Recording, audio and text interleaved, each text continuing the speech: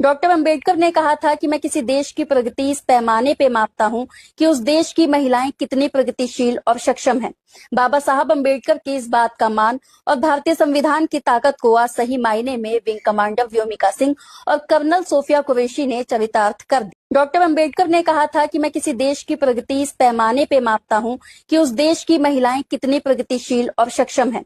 बाबा साहब अंबेडकर की इस बात का मान और भारतीय संविधान की ताकत को आज सही मायने में विंग कमांडर व्योमिका सिंह और कर्नल सोफिया कुरैशी ने चरितार्थ कर दिया। डॉक्टर अंबेडकर ने कहा था कि मैं किसी देश की प्रगति इस पैमाने पे मापता हूं कि उस देश की महिलाएं कितनी प्रगतिशील और सक्षम हैं।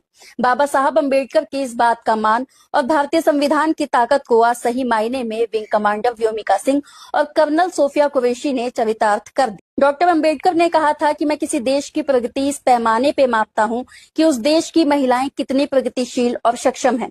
बाबा साहब अंबेडकर की इस बात का मान और भारतीय संविधान की ताकत को आज सही मायने में विंग कमांडर व्योमिका सिंह और कर्नल सोफिया कुरैशी ने चरितार्थ कर दिया।